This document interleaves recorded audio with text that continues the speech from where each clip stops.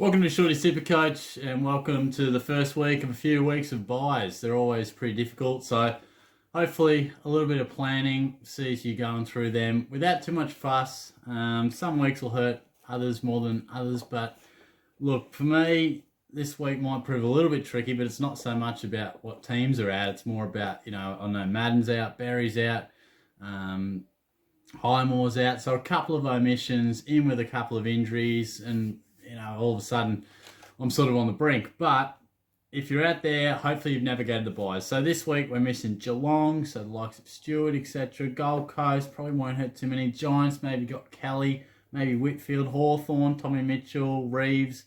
North Melbourne, probably not too many. Zeeble, Hall. Port Adelaide, you might have Wines, you might have Boak. A few names to think about. And I've probably missed a few in the process. Now, the first week of buys, there's really not much you can sort of tactically do. You can pretty much just get through them. But what I've spoken about a little bit, and I'll just touch on this quickly and then I'll get into my thoughts on Grundy. What you want to do through the buys, say, let's run the example. You don't trade through the buys, which is, of course, is irrelevant. It's never going to happen. Hypothetically, you would cop 30 zeros because every player would cop their intended buy.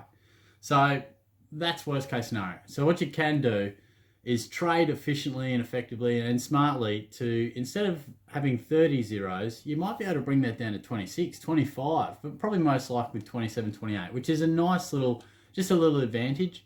And it can be the difference from you maybe having 19 players that score, maybe you get 21, which is massive. A lot of people initially, your first thought is, can I have 18 players playing? It's a massive advantage to have 20, 21. Enormous advantage, because if you don't know, it's our 18 best scorers for the week. So what that can mean is you might have so-and-so scores 33, you're like, oh shit, then another rookie scores 41, you're like, Jesus, you got 20 players, stuff that, they're gone. Their scores don't count if they're the lowest of your week. So you might have 21 players playing, 3 rookies really stuff it up, but the rest of your side goes awesome. So in a normal week where you would still cop those poorer scores in your best 22, they're just wiped. You get your best 18.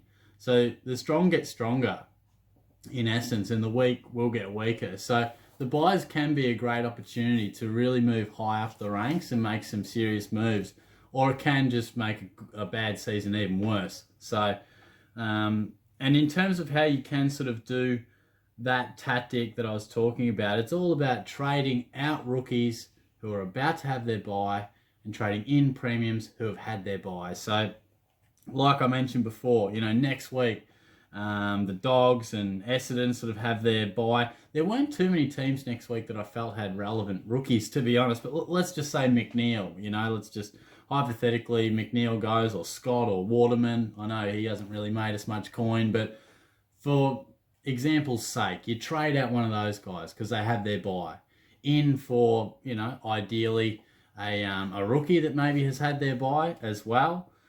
So you get that double-edged sword, but you could bring in Tom Stewart, Josh Kelly, a few of those guys that I mentioned. Lockie Whitfield I'm really big on. So bring in premiums, and if you can cash cows, that'd be perfect, and particularly in the third week of the buys is fantastic to get rid of those guys who are about to have their buy. They've played through the first couple of weeks of the buys, which has really helped us. Get them out, trade in a bloke who has already had that buy, and then you can sort of just ensure that you miss multiple players' buys and bring that number of 30 down to 25 to 27. It's sort of marginal, but it does really help. Now, in terms of Grundy, I did my live session on Wednesday. It was the only day I had available in terms of the evening this week. And a big question was, Grundy, what do we do with him? And a lot of people seem to be trading him out. I'm massive on don't trade him out. Hold him. I think it's an absolute must because you'll want him unless you're absolutely creaming it and you really don't want to cop a zero and you want to stay in the top 100, or you're really struggling for trades or something like that, or struggling for zeros. I don't know, whatever your reason might be, and you feel like you've got to get rid of him because you can't cop a donut. But it's almost a blessing in disguise that it's happened. It looks like it'll be 3 weeks. The buys are 3 weeks. So it could be a blessing in disguise that we can sort of hold that donut. Yeah, it's not ideal, but we should get Reeves. Coleman Jones is another option. For me personally, I've gone Coleman Jones, and it's just sorry, I haven't. I've gone Reeves, and it's a pure financial thing. Shorty is struggling for cash, and just with what I needed to do, I had to bring in McRae, and I'm looking ahead to Lockie Whitfield. I would prefer to bring in Coleman Jones. Great job security and scored really nice. But I still think Reeves is a really nice option. That extra 40-odd K helped me out a lot. But the point being, you're going to want Brodie Grundy. You're going to want him. We talked about Gawn and Grundy all year, all pre-season. You've probably got it, so don't get rid of it. Yeah, it's 3 weeks, but we can hold that 0 through the buys more easily than we could compared to a normal season or a normal home and away game, because he would be a genuine 0. You need a best 22. So it's almost advantageous for us to do it through the buys. And he'll be back and he'll be a gun. So I'm hearing some people trading in, like Nick Nat was a popular one. People were talking about trading in. Nick Nat is a very good chance to get rested. He's as injury prone as anyone. Let's not wish that upon him, but he's a very good chance to be rested. So I just think, it's a strange call. There is no other ruck to replace him. It is just a fact of whether you can manage that 0. A bit of short-term pain for the long-term game, because I think if you hold on to him and your mate doesn't, I think Grundy will keep averaging 125, and whoever they bring in, probably best case scenario, averages at 110. So you're going to get 15 points each week on your mate. So that's sort of what it works out to be. Yeah, you'll get a little bit of points, throughout the next few weeks when Grundy is out. But if you're well structured with your buy setup, shouldn't worry you. And then when Grundy does come back, well, you're going to get anywhere from 10 to 20 points extra on whichever ruckman those people sort of choose to bring in. So I'm a big advocate of keeping Grundy. I would choose Coleman Jones if you wanted a replacement for Flynn, because I think he's sort of time to go. Jordan, you could probably part ways with as well.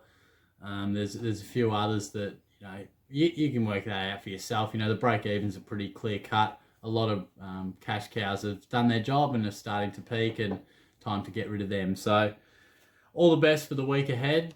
Hopefully it's a good weekend of footy. I know I'm looking forward to that, because regional Victoria, a little bit less restricted at the moment, which is nice, but still it's a bit of a lockdown. So not too much fun. So I'll be watching plenty of footy and working quite a bit as well. We're flat chat. So hopefully next time I talk to you, things are going a bit nicer on that front, but all the best with the week ahead. I'll chat to you soon. Cheers.